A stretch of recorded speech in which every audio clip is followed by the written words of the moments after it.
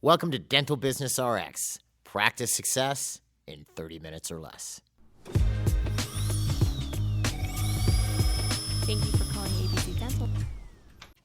This episode is part 2 of a 3-part series on a step-by-step sequence on exactly how to move your practice out of network and go fee for service. Now, I would normally say you might want to go back and listen to last week's episode 251, Breaking Up with Insurance, a Step-by-Step Guide to Getting Out of Network, Part 1. You like that, the whole title there, before listening to this one. But if you're like me, you might say, heck with it, I'll listen to this one first, and so on. Now, in this case, I'd strongly recommend going back to last week's if you missed it, or you might get a bit lost going through this one. We have 9 steps we're rolling out, which you do in sequence to become plan-free. And steps 1 through 3 were covered in detail last week. I'm covering steps 4 through 6 this week and wrapping up with the final steps 7 through 9 in our last episode. So again, up to you, but that's my 2 cents. And again, if you're like me, because I might or might not do it, but again, I should, I'm going to put the downloads from last week's episode as well in case you missed it, because you'll need them for this one. All right. One other thing I want to mention before we plunge into this week's episode is that even though I'm laying out exactly what we tell a client, this process, especially if you're heavily in network, can be a little scary for most people. And I completely understand why. You don't want to end up in trouble by screwing it up. So 2 things here. 1, I'm laying it out so that you can do it at whatever speed is comfortable for you. You can do it slow, you can do it fast. The bottom line is you have to be able to sleep at night, and I don't want you adding more stress than you're able to deal with.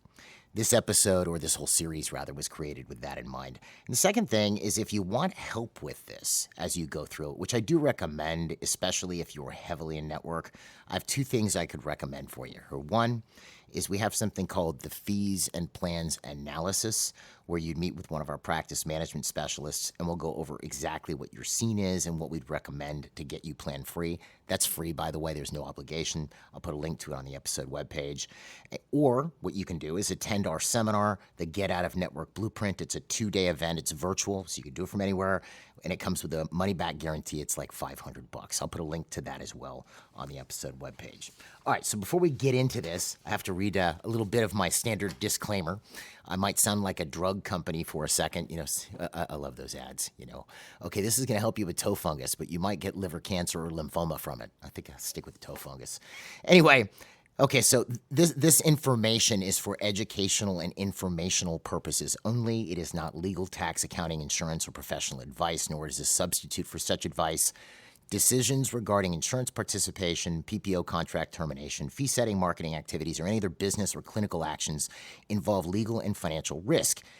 Each person listening to this, if you're listening to this information, you are solely responsible for reviewing your own contracts, state regulations, fees, schedules, and legal obligations. And before making any changes to insurance participation or fees, you should consult with licensed legal counsel, state regulatory authorities, qualified tax or accounting professionals, insurance advisors, or any other appropriate professional advisors. So bottom line is, I'm giving you information. It's your decision whether you want to use it or not, and you are responsible for the outcome. There you go. All right, so with that was fun. Let's get into it. My name is Jeff Bloomberg, and I'm your host. And let's start off by briefly recapping steps 1 through 3 that we covered last week, and then we'll jump into steps 4 through 6. So step 1, and this was counterintuitive for some people, and I mentioned this last week when I was doing the episode. If you're going to start dropping plans or getting on a network, the first 2 steps actually we recommend that you do is 1, we recommend that you maximize new patients, and step 2 is you do aggressive patient reactivation. Now, I got into the whys behind this last week, so I'm not going to go crazy, but the bottom line is you want to increase flow coming into the practice. Most practices have huge amounts of inactive patients, patients that in their mind, you're still their dentist, but you have no idea where they are. They're just out there. So if you increase those people coming back, and a lot of those people usually have outstanding treatment, as well as increasing your new patients, that increases flow and helps you defer any potential losses by dropping plans, which usually is not as bad as you think it will be. It's a lot less if you do this correctly. Then step 3 is you do your homework. Now, I'm going to explain what that is again briefly. Again, if you're one of those listeners like me who isn't listening to last week's. But before we're doing anything, we're doing our homework. And for that, we have something called the plan analysis sheet. I'll put that for download. I have a sample of one as well as a spreadsheet you can use. But essentially what you're doing with this is you're working out what have the insurance plan name, how many patients in the plan, and then you're going to pick 3 codes: a diagnostic, preventive, basic, and a major code. You can do 2 of each if you want, 6 codes. I left that as optional on this sheet. And you're going to find out what the negotiated fee is for that code in that plan. Now, that you have, because that's in your software. The negotiated fee, and we went over all the terminology last week, is basically the agreed-upon fee you agreed to with your insurance plan.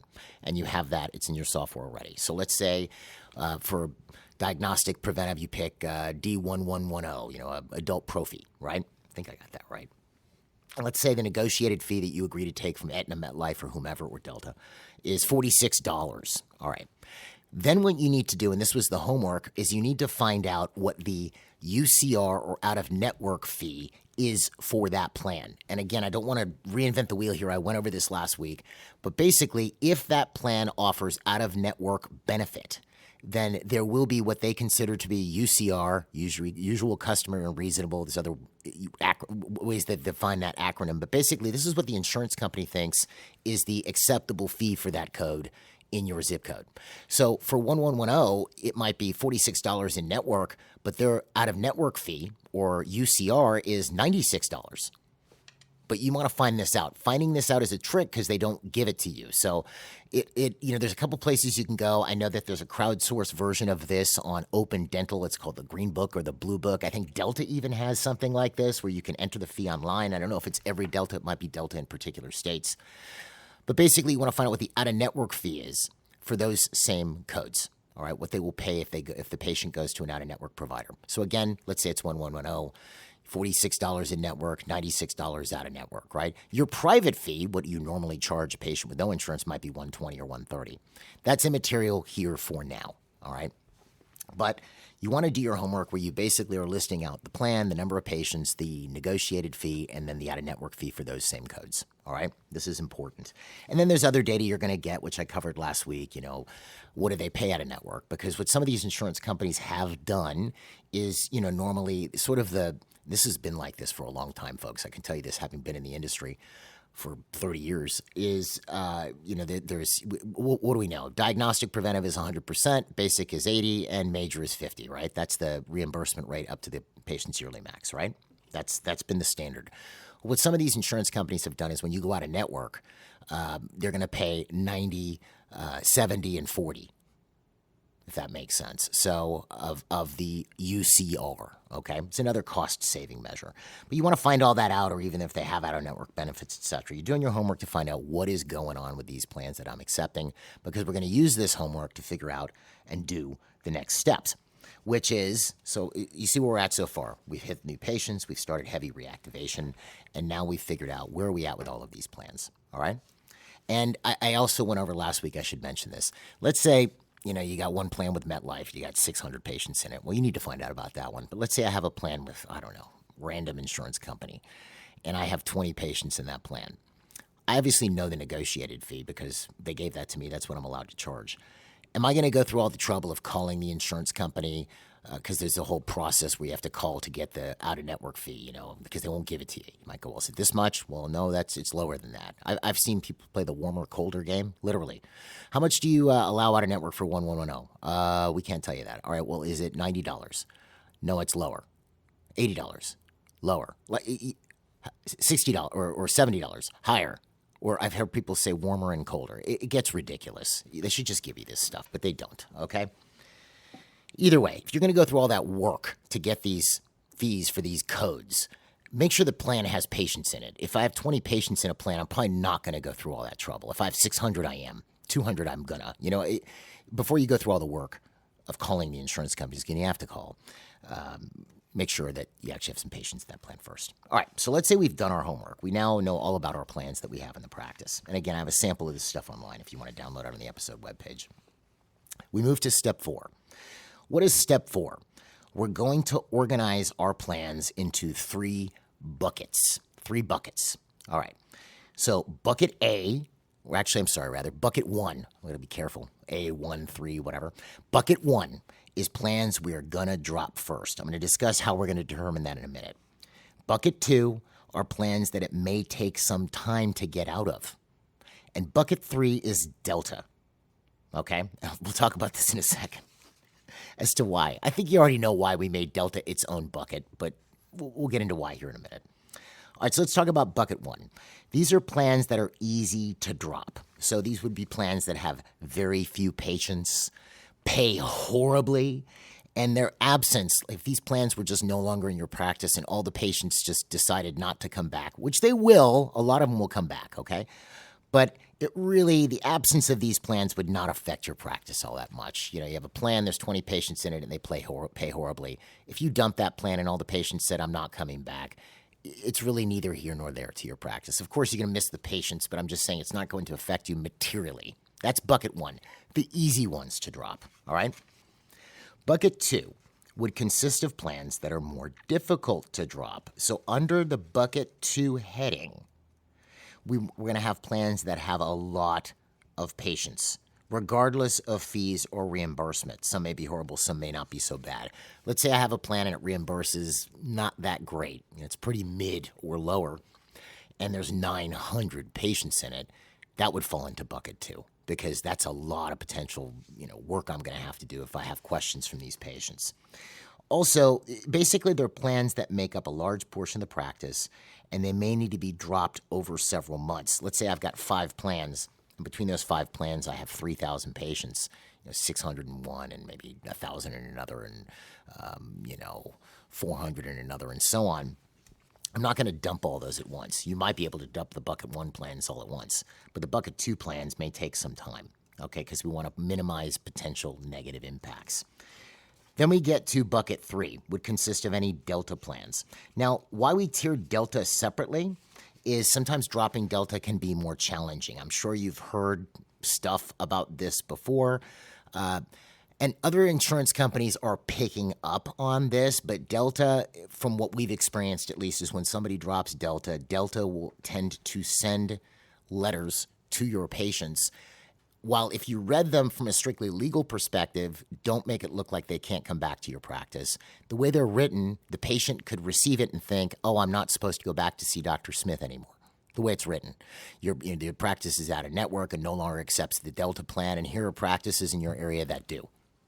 We've seen Delta do that. Now, other insurance companies are starting to pick up on this. They're doing it more, but Delta is far more aggressive, which is why we reserved Delta for last, because they are the ones where you're going to have more patient questions. You might have to send out letters yourself, which I'll give you samples of, to your patients when you drop them. I had a client who sent out postcards that looked like the Delta colors to let patients know why they dumped Delta. I mean, it's a whole thing, right? So we move all of our Delta stuff into bucket 3. So again, just to reiterate, bucket 1, plans that are going to be easy to drop and really will not affect the practice all that much. Very low participation, low fees, etc. Bucket 2, plans that we may have to take some time and be really smart about how we drop because it consists of large chunks of our practice. And bucket 3 are the Delta plans. We're going to sort our spreadsheet that way. All right, so that's step 4.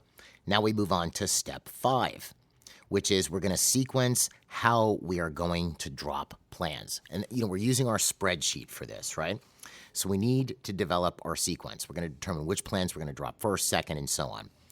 Obviously, we're going to start with bucket 1. And we're not dropping anything yet, mind you. We haven't gotten to that yet because we still have staff training to do, which I'm going to cover in next week's episode so that you don't have a disaster at the front when you do this. But if you take a look at where you're at, is you've figured out this is what these plans are paying me, and this is how many patients I have in each plan. This is their out-of-network benefit, etc., right? And you're basically getting this all together. You have all that data. Now we're going to take a look at this list of plans and go, okay, which one are we dumping first, second, third, and so on? So obviously we're going to start with bucket 1. And we would take a look at maybe one or more of them that we have the fewest patients in or that pay the worst, right? These would be our first target. And we'd sequence bucket 1 like that. You might drop all of bucket 1. I had a client who, their bucket 1 consisted of 8 plans with less than 50 patients in each, right? And they had, 6,000 charts. They just dumped the entire bucket at once. And we'll get into dumping next week, okay? I've seen other people who sequence bucket 1. This is the first plan I'm getting rid of. This is the second. This is the third. Because here's the funny thing. Is you're there and you're going, okay, I'm in all these networks, and maybe you've basically just been joining more. Maybe you're now in some umbrella plans and so on, which is a whole other thing we'll talk about next week. But the fact that you're able, let's say you pick one plan, Remember I told you fast or slow, and you see you have one plan and it's got 15 patients and it pays terrible. Well, that would be the first one you'd drop. And that's not going to materially affect anything, but you at least started reversing the direction from just accepting more of this stuff and hearing how your reimbursements have been lowered or they're not changing. Now you go, okay, I'm going the other way. I dumped one, right? You could do it at whatever speed that you want, all right? Then we move to bucket 2, which is going to be more challenging. And here we'll have to strike a balance between patient numbers and fees. This is not a cut and dry process, right? Like, for instance, in bucket 2, let's say, we have Plan A, which pays better, but has 200 patients, while Plan B pays 15% less than Plan A, but has 900 patients. So Plan A pays better, but has less patients than Plan B, which pays worse, but has a lot more patients. You might dump Plan A first versus Plan B because there's less patients involved. And this is where, why I say sometimes it helps to have some guidance on this. This is where that consultation or the seminar, you can just email me, call me or whatever. But this is where when clients are running through this, sometimes they just want somebody else to put eyes on it and make sure, am I crazy for doing this? No, you're doing the right thing, right? And that makes sense. To look at this so you feel like you're comfortable as you're doing it. Now, one issue that comes up when you're doing this, and people ask us about this, is should they renegotiate fees? Now, I'm not going to tell you yes or no on this because it really, really depends. If you have a ton of patients, you may want to contact a fee negotiation company. You may contact the insurance company yourself. The success of renegotiating your reimbursements are going to depend on how many other in-network providers are in your area, how much they're willing to negotiate. Those are the two major factors, for me at least, or at least that I've observed. If, let's say, you're about to drop a big plan and the plan contacts you like, hey, well, we could renegotiate your fees, and because there's nobody else accepting this plan in your area, which, number one, should be the first red flag, okay? But whatever. Let's say they want to renegotiate. So you talk to them and they renegotiate, and they're willing to, let's say your crown fee is $1,300, and they're willing to pay you, $1,180 or $1,200. That's not bad. That's basically a less than 10% write-off. Very few people are going to do this. Very few companies are going to do this, but they may be desperate because they have to have people to send the patients to. So if nobody's signed up, they're in trouble, right? So then they may renegotiate with you. But the only thing here is, that doesn't mean that you're always going to be the only person in the network. That doesn't mean that over the next 4 years, as prices and inflation continues to go up and compound, that they're going to renegotiate or going to raise your reimbursement. You might just be back in the same mess 5 or 6 years from now. So I would say approach this with a very wary viewpoint as you're doing it. So again, depends on how many other providers and how much they're willing to negotiate. They may not be willing to renegotiate at all. The other thing is this is normally how people end up in umbrella networks. And I am not a fan because if I short circuit the explanation of this, if you are not in one, like I've had clients come to us, the new client, and they're in an umbrella network, and you go, what plans are in the network? And they have no idea. They just don't know. Because it's not like you're signing, when you sign a contract with Delta or MetLife, you're signing a contract with one company. When you sign up with an umbrella network, normally what they'll do, and look, I could have this slightly wrong, but this is the general sequence we've observed, is let's say you hate the fee you're getting from MetLife, right? So then what you do is you contact a fee negotiator, and what they're going to do is have you get out of MetLife temporarily. Let's say you're getting $800 for 2750 or 40, and your private fee is $1,400. So they're going to get you out of MetLife. They're going to negotiate a new fee. Let's say it's $1,000, and they may even do that for a couple providers, Cigna or whatever, right? And then they're going to sign you back up into this umbrella network because you've agreed to accept a bunch of different plans. The problem is you don't know all the plans, and you're thinking, oh, I'm going to be getting this $1,000 for my crown from everybody, right? No. You're going to have patients coming from this umbrella network from insurance companies you've never heard of before, and they're going to the agreed upon fee there is $700. You may not even find out till you file the claim. All right? So I'm not a fan, and getting out of them is a lot more complex than getting out of a single plan, which we'll talk about next week. But anyway, this is where the reason I bring it up is when you renegotiate is normally how you end up in one of these. So that's bucket 2. And again, if you want to renegotiate, that's the thing. There's no reason you can't call the company yourselves. All right. All right. Then we get to bucket 3, Delta. And again, we're saving Delta for last due to the potential that they may reach out to your patients. There can be more work involved. And Delta may or may not be an all or nothing thing. You want to review your contracts. That's the other thing that I should mention. We're not going to freak out about this yet until you actually start. Well, we're never going to freak out. Until you start dropping plans, we need to know what our contract says before we drop anything. And you might want to have your lawyer on speed dial if you need him to look at something if it's not immediately obvious. But you want to review your Delta contracts before you dump them. They're going to be the last one you dump anyway, because it may be an all or nothing thing or it may not be, right? You also may be a Delta Premier provider, which you may or may not want to keep. Again, I have mixed reviews on that. I've seen people grandfathered in and some people not and whatever, but I'm not going to make I start talking about this in a seminar and people just go off on Delta for a half hour. And look, I get it. I understand, right? But the best way to win this game is to not play. All right, so that's step 4. We've assigned our plans to buckets. Step 5, we've sequenced how we're going to drop plans. Now we're on step 6. Now, this one's going to take some explaining. We are going to adjust our fees, but we're not going to do it yet. We're going to work out the fee schedule, but we're not going to actually pull the trigger on it yet. We're not going to pull the trigger until we start dropping plans. So in next week's episode, I'll get into that.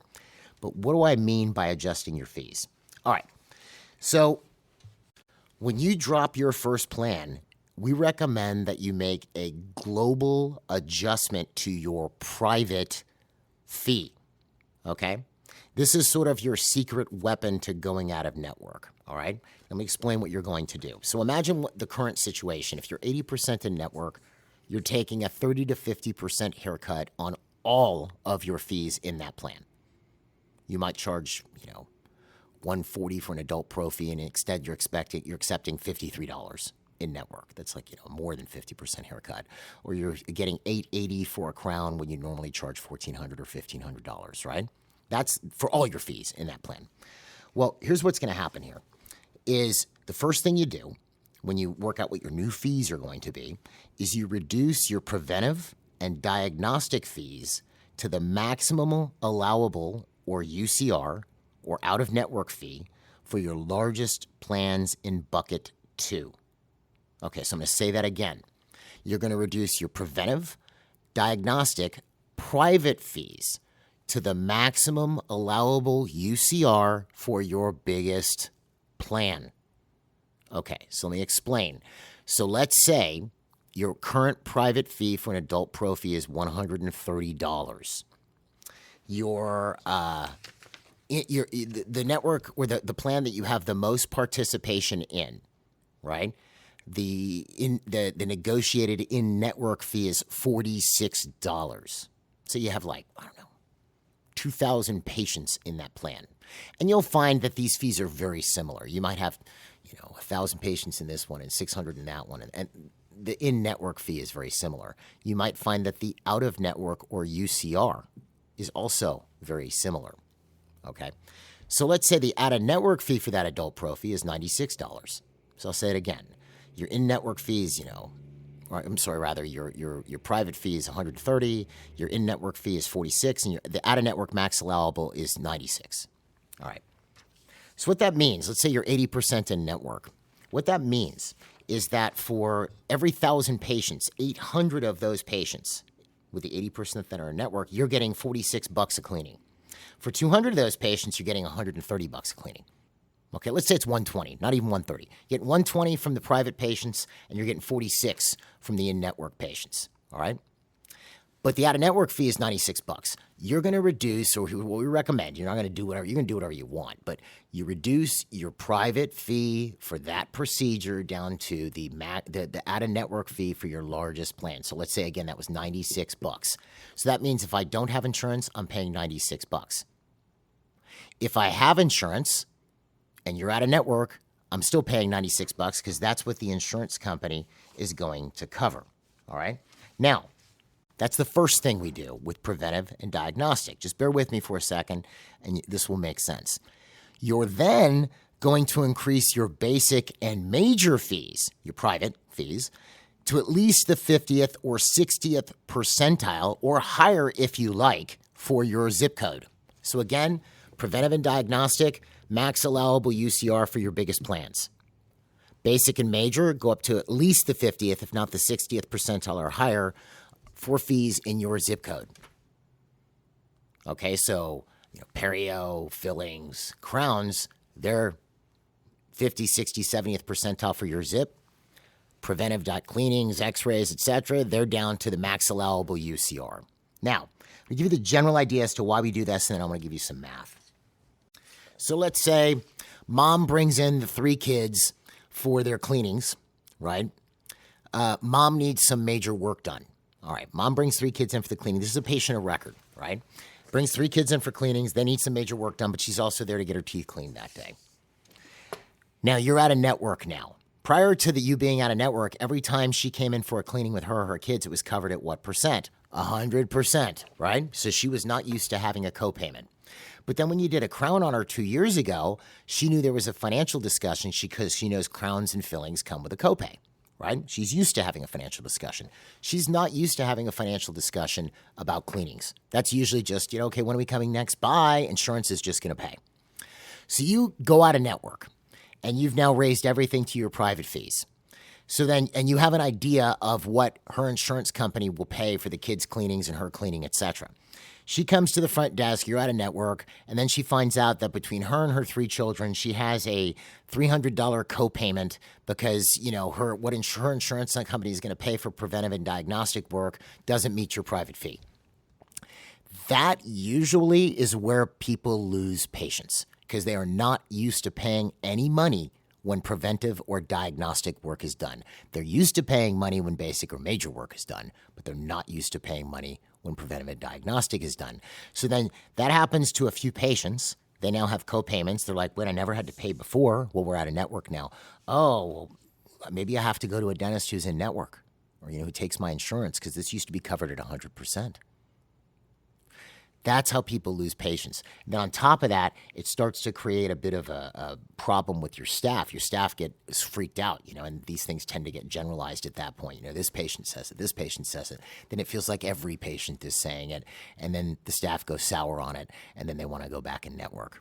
So by lowering your private fee to the UCR for your largest plans, mom and the kids' cleanings are still covered at 100%.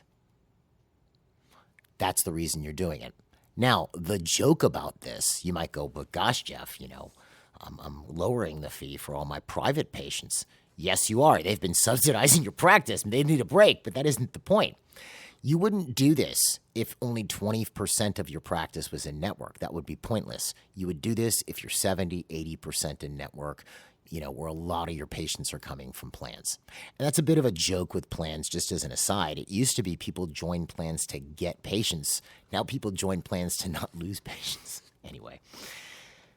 But the point is, that's why you're doing it this way, so that mom keeps being covered at 100%. Now, this is where I mentioned some insurance companies, what they'll do is pay 90% for diagnostic and preventive out-of-network. But again, not a big deal. Mom can deal with paying $10. She doesn't want to pay $300. But then here's the funny thing. Remember, mom needed some major work? Well, she's used to having a financial discussion about major work. That's part of the game. So if she needs 3 crowns and you sit down with her, you go, okay, get this to be $4,500 and we expect your insurance company to pay because the maximum insurance company is going to pay is $1,000 or $1,500 anyway. Do you see? Let's say the max allowable UCR for their crowns are $1,000 a piece. Okay, so they're going to pay $1,500. That maxes their insurance out either way. Mom's used to the financial discussion about basic and major. Mom is not used to the financial discussion for preventive. And I'm using mom as an example with the kids because when you start bringing in that many people for preventive work and you're out of network and your fees aren't adjusted like this, that's where you start to lose patience and it starts to affect things negatively. But it's not just mom, it's anybody who comes in this situation. Now, you would not make this fee adjustment. You would not make this fee adjustment until you start going out of network, which we'll talk about next week, like when you actually pull the trigger on the fee adjustment. But one other thing I should mention is how do you determine what your private fee should actually be? There's a number of services that do this, and I'll give you kind of my 2 cents on this. AGD has a service. My favorite one, I've mentioned it on the podcast numerous times, is the National Dental Advisory Service, or what some people call the Wasserman Guide. I'll put a link to it on the episode webpage. These guys have been in business since I've been in the industry. There's stuff that they send you. They send you a book. You can buy a flash drive with a database on it. These guys have been doing this for years. They really know their stuff. And basically what you'll get is you'll get a breakdown for your zip code as to what the CDT codes in your area are charged for. And the way they break it down is they give it to you in 30th, 40th, 50th, 60th, 70th, and 80th and 90th percentile. What do these percentiles mean? Well, if I'm in the 50th percentile, let's say I raise my fee to the 50th percentile, that means half the people in town, in my zip code rather, charge the same or less or the same or more. It's half and half. If I'm in the 60th percentile, that means 60% of the people in town charge the same as me or less, and 40% charge more. So that's why we say 50, 60th. Some people like the 70th percentile, but this is a great fee guide. And one thing that I've been recommending this for years now. People get this guide and they freak out because we see it with new clients. They come in and very few of them are above the 30th percentile on what they're charging for their private fee. And why? It usually comes down to, you buy your practice and maybe you raise fees a couple years here and there, then you forgot. And the actual fees went up. You just didn't keep track of it. So this is a good idea if you're going to do this because essentially you're actually not taking a hit if you're heavily in network on hygiene, but you're going to make a lot more on basic and major. So let me give you that math I was talking about. I'll give you two scenarios. Practice is 80% in network, and the average in-network reimbursement for cleaning is $46. So 20% not, 80% in. Practice sees 1,000 patients in hygiene. They make $46 on 800 of them and $120 on 200 of them. Okay, 80-20. That comes to a total of $60,800. Now, let's say the out-of-network fee for their biggest plans is $96. So they lower their private fee to $96. What do they make seeing those 1,000 patients? They make $96,000. They actually, even though they lowered the fee for private patients, the private patients make up such a small percentage of the base that they actually raise the fee for everybody else. They end up making more money. So they did not take a hit. They actually had a 50% increase in their hygiene revenues by doing it that way. So that's sort of the point, was how this is going to affect your practice when you're fully out of network is preventive and diagnostic revenues will actually go up as you're now receiving UCR versus a negotiated fee. Again, this depends on the amount of network participation.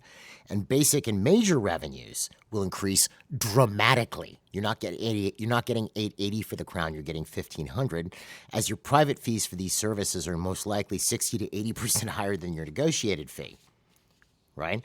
And most importantly, patient loss has the potential to be dramatically mitigated with this approach, right?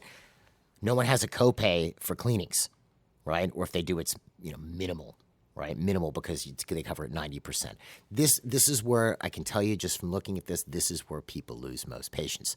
So before we start pulling the trigger on the first plan, because we're going to do staff training next, which I'm going to get into next week, we do all of this work so we know exactly where we're at. And look, as the doc, you don't have to be buried in an office by yourself doing this. You can have your office manager work with your financial coordinator, treatment coordinator to get all of this done, to put yourself in a position where you're ready to do this.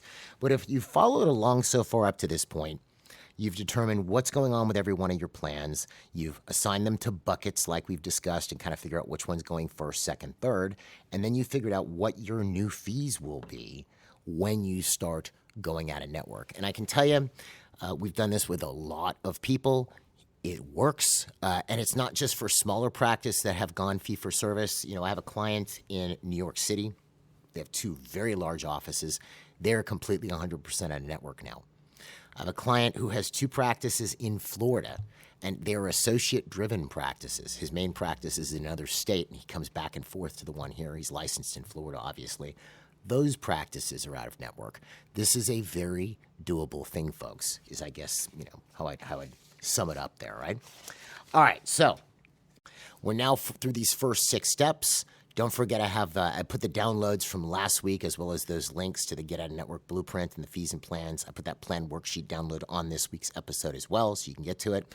When I see you back next week, we're going to discuss how to train your team and the meetings that you'll need to do with your team before you start dropping plans so that you're ready, and then run you through the sequence of dropping all the plans in your practice and becoming fee for service.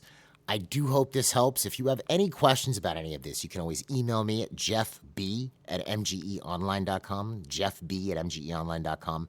If you want to know more about MGE, you can find us online at mgeonline.com or call us at 800-640-1140. Guys, have a great week, and we will see you at the next episode.